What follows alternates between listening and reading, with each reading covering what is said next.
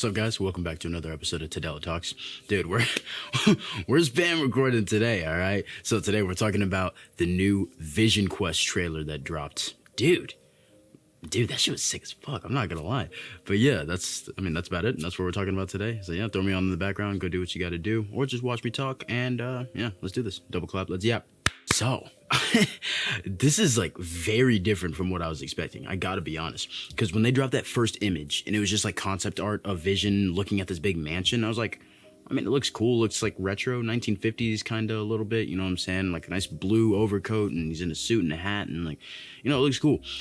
And then seeing the actual footage for itself is way better than anything. I mean, for one thing,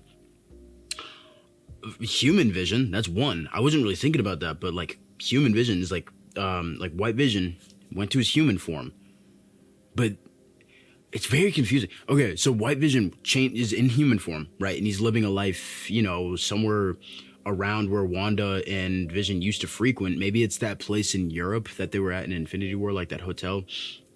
And maybe they would like, you know, go to this place that he now works at or goes to often. And, you know, she's mentioning how she used to see him come in with the redhead all the time. You know what redhead that is.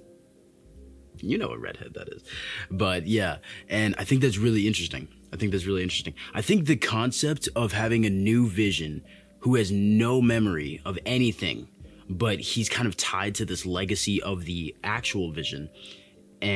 But he has no Wanda to help him out. And then his kids are in the wind. You know what I'm saying? We got Billy, who's going on his own thing with Agatha, and we're probably never going to see them again.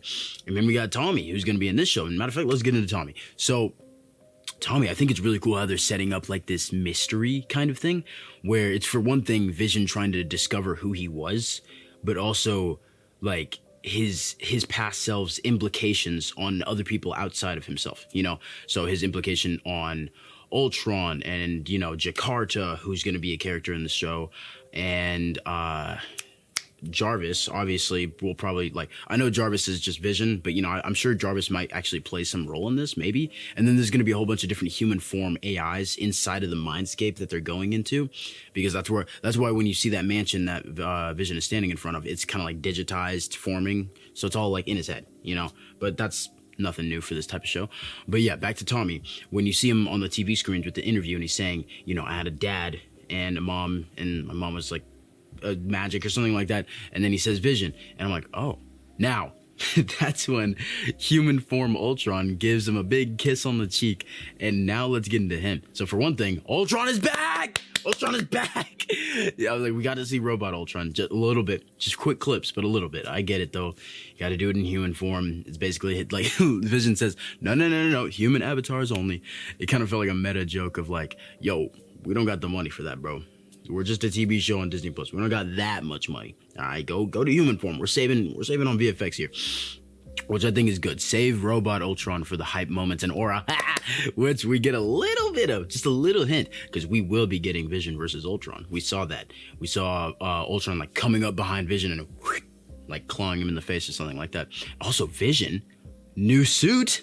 The new suit looks tough, bro. It is a little bit, like, suffering a little bit from the MCU over-designing thing. Just a little bit. Because it kind of reminds me of the integrated suit from No Way Home that Peter had, where it was the gold Iron Spider. And I was like, dude, it's a little extra. But you know what? Considering we haven't seen any Vision, in 5 years. That's one. No. Like, pushing 6 years. Oh, my God. WandaVision was almost 6 years ago.